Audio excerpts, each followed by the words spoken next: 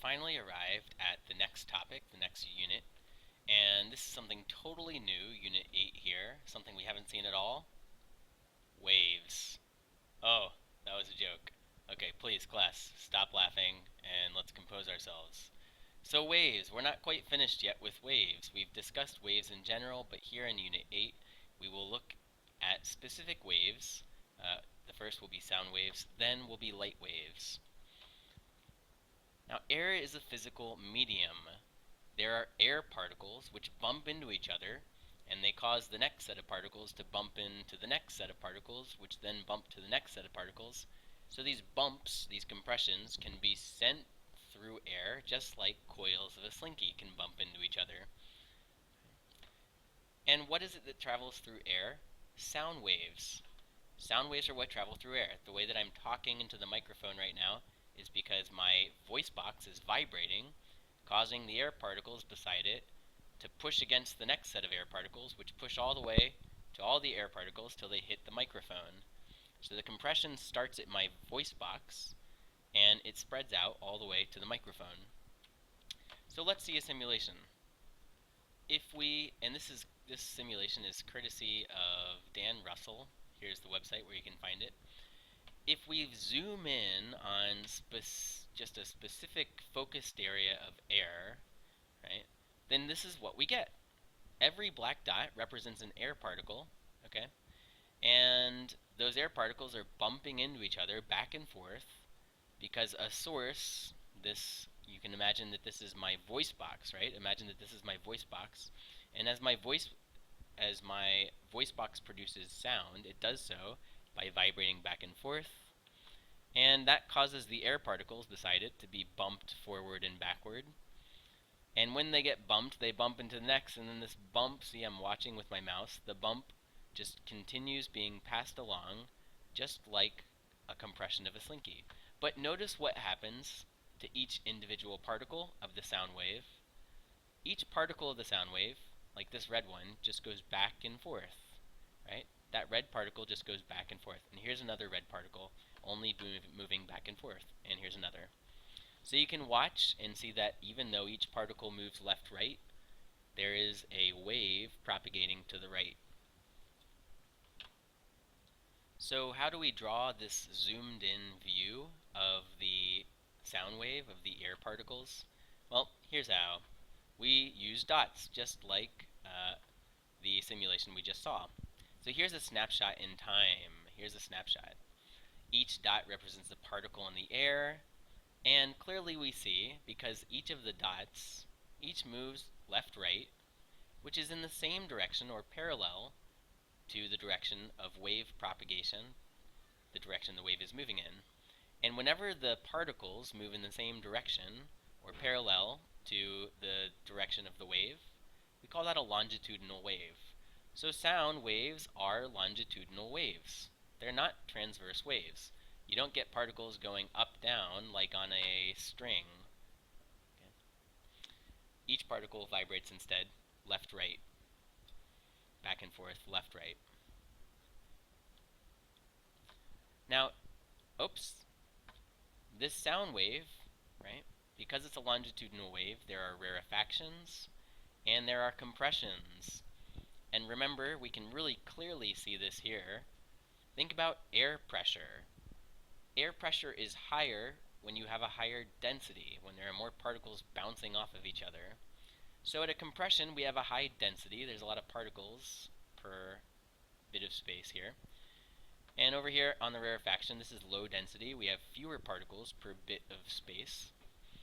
And in addition to having high density here at the compression, that means we also have high pressure, because there's a lot of pressure from the particles. They're pushing against each other. And this, likewise, the rarefaction, the expansion, is a region of low pressure. Now every wave is produced by a source, and the source moves back and forth. So what are the kinds of objects that serve as the sources of sound waves? Right? What is it that serves as the source of a sound wave? Well, lots of things.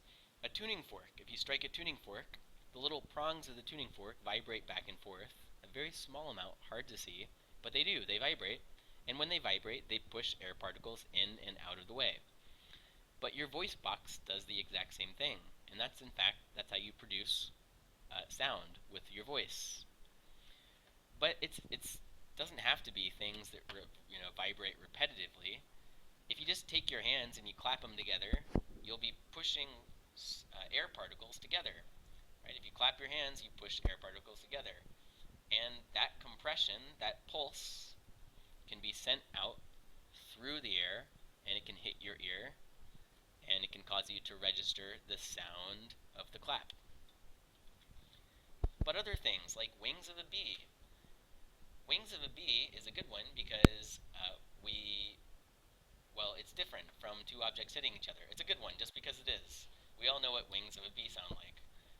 And because of that wing fluttering back and forth, it acts the same way as a tuning fork or a voice box. Air particles are getting pushed in and out toward and away from each other, causing these compressions and rarefactions to be sent through the air. And even a breeze is enough to produce a sound, right? If a breeze comes through, then that means that some of the particles get pushed into the particles ahead of them. Right? A breeze pushes particles forward, and so they crunch together, they form a compression, and that compression travels through the through the air. Now, something we learned last unit is that all waves travel at the same speed in a given medium, and this becomes extremely important here. Now that means that all sound waves traveling through normal air have the same speed. So all sound waves travel through the normal air at the same speed, and that speed of sound through quote-unquote normal air is about 343 meters per second. Now you might be wondering, what is normal air? What makes air normal or not normal? I mean, is the air in this room normal? Well, yes, it is. What we mean by normal is it's dry air, not too humid, it's at room temperature, and we have normal atmospheric pressure. That's what we mean by normal. Normal air is a different medium from hot air, let's say. So if you have two rooms, right, one has normal air and the other has hot air, those are kind of different media, and sound will have a different speed in those two different media. Okay, so what we've just said, all sound waves traveling in normal air, all sound waves traveling in normal air have the same speed, and this includes sound waves that have different frequencies. So look, here's a tuning fork, and its prongs are a little bit wider, and maybe it's not vibrating as fast, as quickly back and forth. And here's a different tuning fork with a thinner prongs, and it's vibrating really quickly. So if you strike the two tuning forks, these are the compression patterns that you see, right? The dark black line represents the center of a compression, and this white space represents a rarefaction, an expansion. So dark means high pressure, high density. White means low pressure, low density. So after 2 seconds, let's say, or 10 seconds, we take a picture of our waves, and this is what we see. The top tuning fork only has three compressions, 1, 2, 3. The bottom tuning fork has a ton of compressions. So in that unit of time, in the 10 seconds or whatever it was, in the 10 seconds, we get a lot more cycles sent from the bottom tuning fork. So the bottom tuning fork has a higher frequency. And as time passes, right, even though they have the same frequency, as time passes, the two waves travel at the same speed because they're both sent through normal air. So here's what that looks like. Here they are. Look at that. They're traveling at the same speed, right? I mean, watch the crests. The crests all traveled at the same speed. One doesn't get ahead of the other, right? This crest here is always at about the same angle up from this crest down here. So you watch that. They're always at the same angle. So the speed is the same even though the frequency was higher for the bottom wave. And that bottom wave, remember, if we could write this in, had a higher frequency, it had more cycles or compressions, being emitted per second. That's what frequency means. Cycles per second. Now you might be suspicious about what I just told you. And here's why. We have an equation, the wave speed equation, which says that the speed is equal to the frequency times the wavelength. So doesn't that equation say that the speed depends on frequency and wavelength? Isn't that what the equation says? If you change one, you change the other? No. This second bullet is wrong. This is incorrect logic, but it's so tempting to believe in, right? Here's why it's tempting. We can calculate the speed from the frequency and the wavelength. And we want to think, oh, we really want to think that because we can calculate speed from these two quantities, surely that must mean that speed depends on the two quantities. Well, no, that's wrong.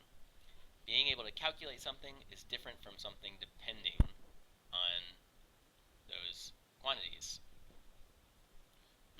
I think that was clear. Hopefully. If not, just ask the sub and the sub will explain everything to you. Okay, so the speed can be calculated, but the speed doesn't depend on those quantities.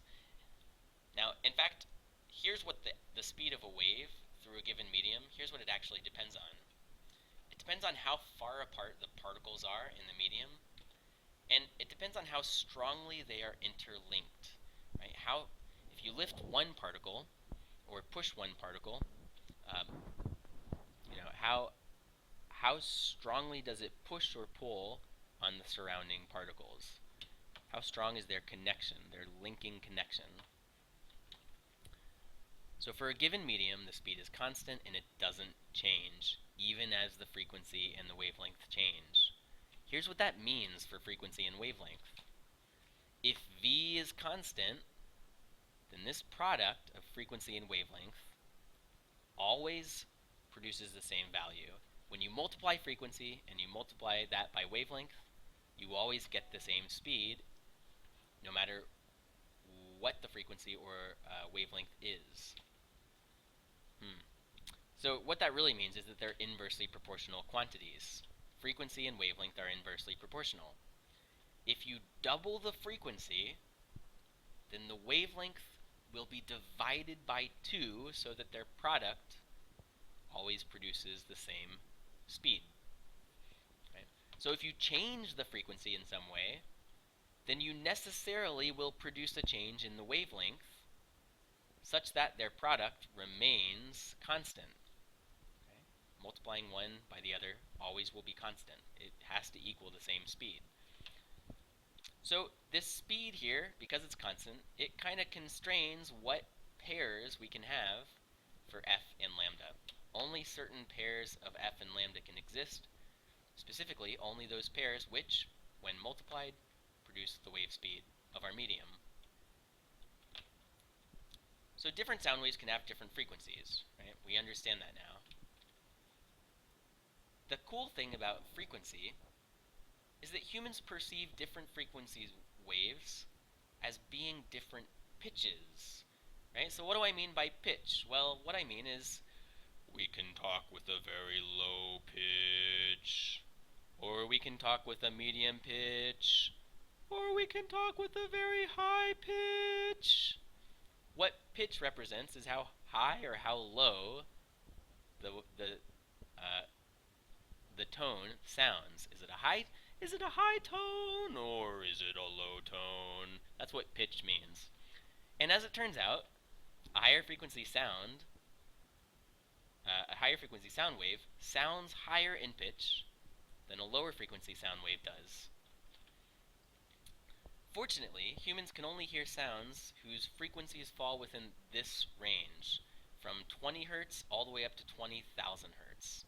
Why is this fortunate? Well, if we heard every single minuscule compression, no matter what the frequency, then it would never be quiet for us. Things would never be quiet. We would always hear noise all the time, constantly. Every minuscule motion in the world would produce a noise to us. So it's a good thing that we have a limited hearing range. Now, speaking of limited hearing ranges, age does change our hearing range, right? There are hearing tests which we can take. And we're going to do a hearing test right now. This is going to be fun. And then we're going to do some more notes. Okay, so here we are, noiseaddicts.com. Thank you, Google, for telling me to check out this site in my Google search. Okay, so here's what our hearing test will be. We are going to look at all of these, well, maybe not all, but I'm going to cycle through some of these different frequencies. This is 8,000, and it goes all the way up to 22,000, which is above the range of sounds that humans can hear. So what I want the class to do is everybody raise your hand, and if you're doing this at home, then you can just do this, raise your hand. Why not? Go ahead and raise your hand. And I'm going to play through some of these frequencies, and you can lower your hand when you can no longer hear what I've played. So lower your hand once I play something that you cannot hear. Otherwise, keep your hand up. Now, I'm going to start, let's see, you might want to turn up the speakers for this, and I'll talk a little bit quieter, because turning up the volume can help you better hear these noises, right? So here we go, and I better put my microphone near the speaker.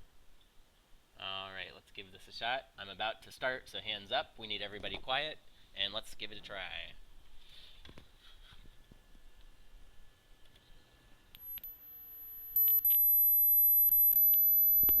That was 12,000 hertz, 12 kilohertz, right? Here's 14,000 hertz. Okay, so I can still hear 14,000 hertz. Now you have to be honest here, right? Because it's gonna start to get hard. And here's where you might be tempted to cheat. You might be tempted to say that you can still hear it because there's a little bit of a beep or just a little sound, a click sound that occurs at the beginning of the file. So don't listen for the click. You have to listen for the actual tone itself. Okay, 15,000 hertz. Let's see if I can hear this. Oh, I can hear 15,000. Good, I'm impressed. Let's try 16,000. Keep your hands up if you hear it. I can barely hear 16,000. Let's try 17,000.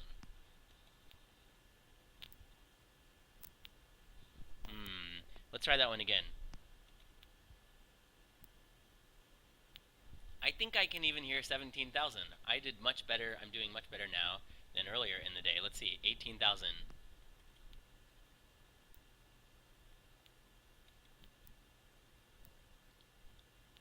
Well, I know I hear the click at the beginning, but I'm not so sure I can hear 18,000. Here's 19,000 hertz. We're getting to the top of our range. Let's try again. And one more time. Here's 20,000 hertz.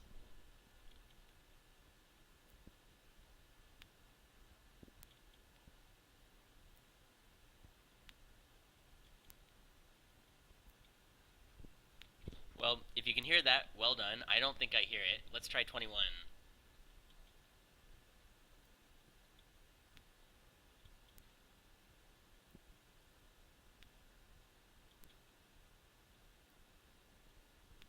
And here's 22,000 hertz.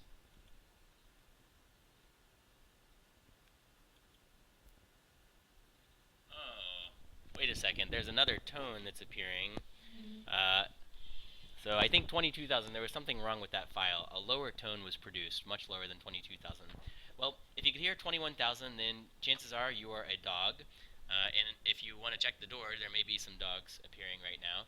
Dog whistles use this. They use really, really high frequency sounds to get dogs to come. Because the dog's finding them annoying, they find the sound annoying, and they want to, chew on it until it stops making the noise.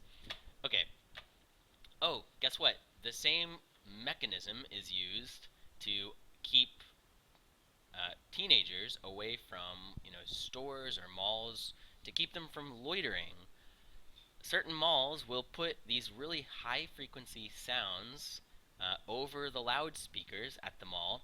The adults can't hear it at all, and the kids find it terribly annoying, so they leave. They don't even go to the place. So this is a method. I don't know if that's used in the US, Certainly in other countries, I think. Certainly, I think. Okay, so back to our notes now. So we know that there's this range of frequencies that humans are able to detect with their ears. And anything below the range of human hearing, anything below 20 hertz, is called infrasonic. Infra means lower or below. And anything with a frequency above the range of human hearing, above 20,000, the upper range, the upper limit, is called ultrasonic. Infrasonic and ultrasonic. In fact, our motion detectors that we use in the lab operate using ultrasonic waves. So that sends out little ultrasonic waves, but it also clicks at the same time so that you know it's operating correctly. So it produces an ultrasonic wave and also an audible wave, one we can hear, audible. So sound travels through air. Yes, we know that by now. That is a nice summary. But guess what? You can send sound waves through other things besides air. For example, if you're underwater, you can still say hi to your friend, and your friend will hear you. Now the sound will seem muffled because the water doesn't transmit the sound as well as air, but you can still hear the person say hi. Sound does travel underwater. And sound even travels through solids. So imagine you're on your bed and you're holding a cup, and that cup is attached to a string, and at the other end of the string is another cup, and your friend is holding the other cup. If your friend says hi, then that sound wave will travel through the string, which is a solid, the string is solid, and it'll reach you at the other end, and you'll hear the word hi. Okay? So you may have done this before as a child. Sound waves can travel through not just air, not just gases, it can also travel through liquids and solids. And the speed of sound does depend on the medium. So what do you think? Which one is fastest? Is water, are gases the fastest transmitters of sound? Are liquids the fastest transmitters of sound? Or are solids the fastest? Which one's the fastest? Well, to answer this question, we have a nice simulation here that's going to help us. So, wow, Scotland government, thank you so much for creating this wonderful educational resource. I couldn't have done a better job myself.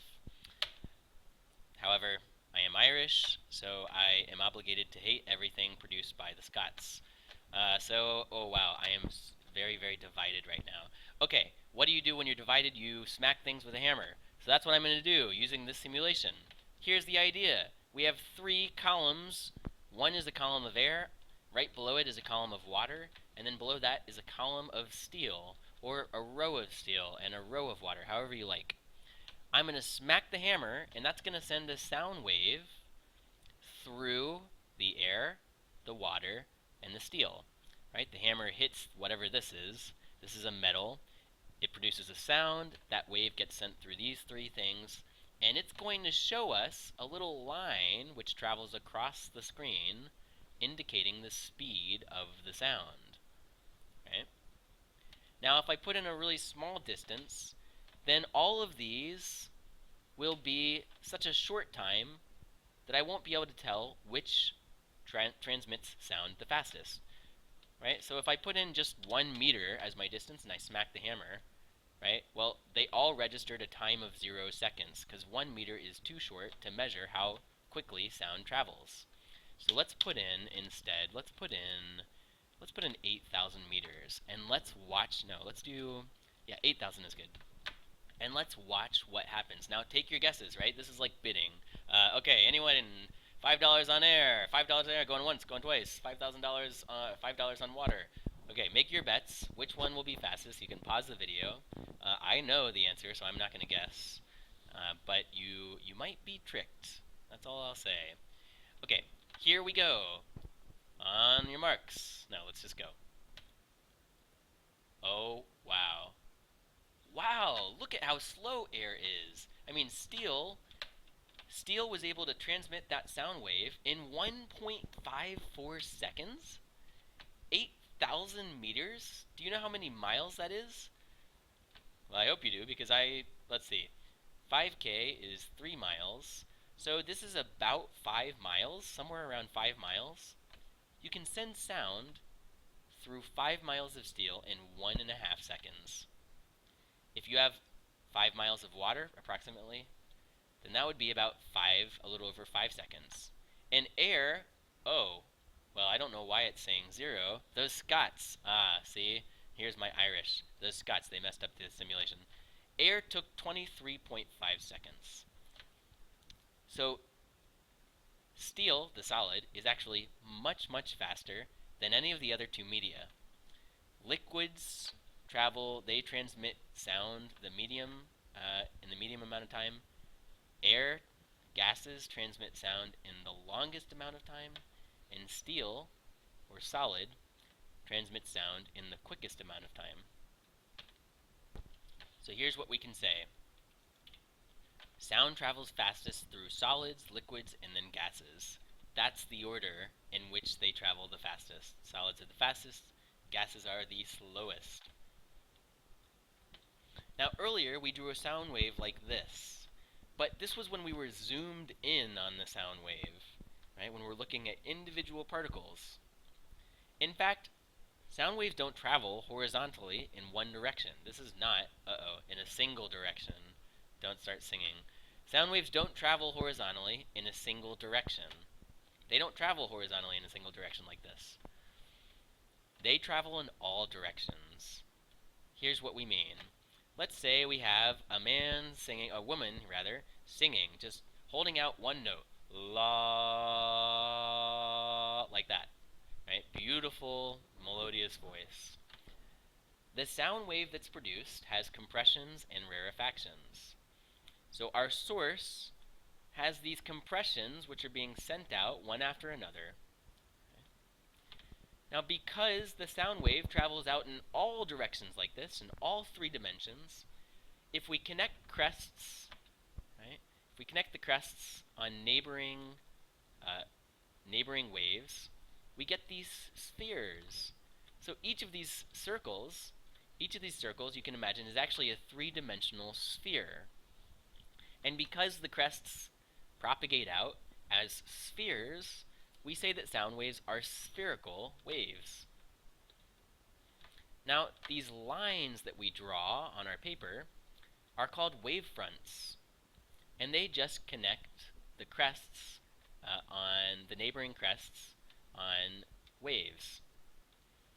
But we can also draw rays, right? So each of these arrows is a ray, which shows which direction the wave moves in.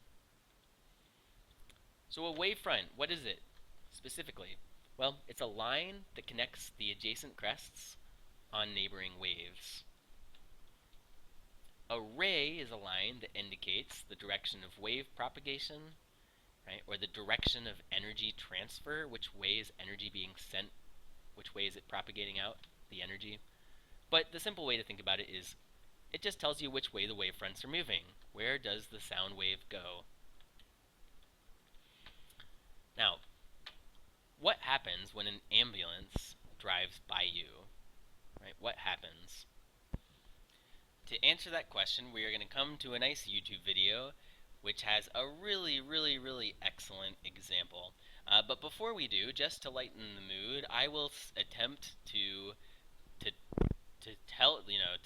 replicate with my voice what happens when a siren passes you, like a fire engine, right?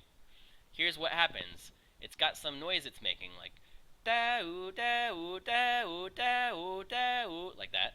And then when it passes you, if you've ever noticed this, you may have noticed this, the frequency, the pitch, drops slightly. So here's what happens. It goes like this. It starts like this. Da-oo, da-oo, da-oo, da-oo, da-oo, da-oo, da-oo, da-oo. And it kind of drops in pitch like that. Now I can do this because nobody's around me, so it doesn't seem that embarrassing to do, but I know you're all laughing now. So let's quiet ourselves and we're going to listen to an actual siren demonstrating this. Why did I just do that if I have a video of an actual siren? I don't know, just to keep us interested. Okay, so here's our video. Here's our siren. So listen closely and you'll see it approaching over here, and as it passes, you'll notice that there's a change in pitch.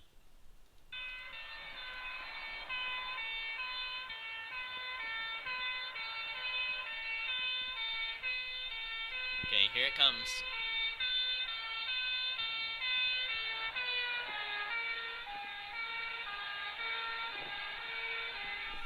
Oh, that is a perfect video. That is such a good example. Let's listen again.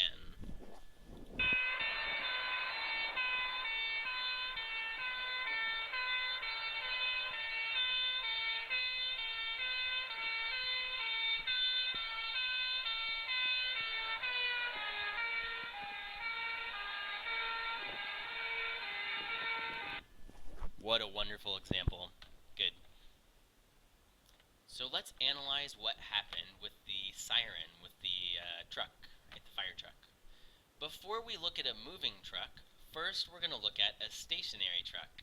And it won't be a truck. Imagine it's a police car, like this. So the police car has a siren which is making a constant noise. The noise is a sound wave which propagates out in all three dimensions, in all directions. So we draw it with circles called wavefronts. And each wavefront represents a series of crests, all connected, all next to each other, side by side. So here's the first series of crests. Here they are, connected by this line. Now, after a little time passes, this crest propagates outward like that, but a new crest fills its space because the siren keeps going. After a little more time, this crest propagates out, travels out. This crest also travels out in the time that's just passed, and a new one fills its place. If we let a little more time pass, then this one propagates out, this one propagates out, this one travels out, and another one fills the spot because the siren keeps going. So if a person stands here, then the person hears a particular frequency, a particular pitch. Right? The distance between two wavefronts is the wavelength, because this represents a series of crests, and this is also a series of crests, and the distance between two crests is the wavelength. So we have kind of excuse me, we have kind of a medium-sized wavelength, let's say. Let's just call it this size. Whatever size this is a medium wavelength, okay? And it's also a medium frequency. Now, let's look at the case where our object, the siren, is moving. Here we are. We have our ground. Here it is. It starts right here, let's say, right? But it's traveling forward, so I've just taken a snapshot in time. Now, the siren turns on, so the car is traveling across to the right, and when it gets to here, it turns its siren on. I see somebody to pull over, and the first crest is sent out. Now, the car is moving forward, right? This crest, after a little time, this crest propagates outward. But in that amount of time which has passed, in the time that it propagates outward, the car has moved forward because it's traveling. So the next crest is sent from here. Now after a little more time passes, this first crest continues, it travels out. This crest travels out as well. But in that amount of time, the car has moved forward. So the next crest is sent from here. Now after a little bit more time passes, this crest, the big one, continues spreading out. It propagates or travels outward. This one travels out as well, and this one travels out. But in that time, during which these things propagated out, in that time, the car moved forward. And so the next crest was sent from here. So a person standing here doesn't get the same wavelength or frequency of sound hitting her ears. Let's look again. Here's a person who heard a medium frequency, right? They have medium spacing, medium wavelength. These wavelengths, the wavelength on this, let me start again. The wavelength the person hears now is much smaller, which means there's a much higher frequency. The crests are closer together, higher frequency. More crests per time, reaching the person's ears. And because there is a higher frequency, this person hears it as a higher pitch. This is a higher frequency and a lower wavelength on this side as the car is moving toward the person. And if someone was standing over here, right, the person would hear a lower frequency and a higher wavelength of sound. So what happens as the siren passes you? Well, initially, you're hearing a higher frequency, so you hear a higher pitch. Then the car passes you, and it transitions to hearing a lower frequency, a lower pitch, which is precisely what we heard in the ambulance video. You can go back and watch it again if you care to. We heard it started as a higher frequency because the car was heading toward us. It passed us, and it moved away, causing us to be over here on this side where we heard a lower frequency. So that's the Doppler effect. We call that the Doppler effect after Sir Daniel Doppler. No, I don't know his first name. Probably not Daniel. The Doppler effect. It's the perceived change in frequency or pitch caused by relative motion between a source and an observer. So the source is the siren, the observer was the person. Because the siren was moving toward the person, that's relative motion between the two. Because the siren was moving toward the person heard a perceived change in frequency or pitch. Now sound waves carry energy. We're almost done. Last thing here. Sound waves carry energy just like any other mechanical wave. And the energy carried by the sound wave per second is just the power. Right? Power we can define as the amount of energy propagated per time. Okay? Energy per time is power. Power is also defined as work per time.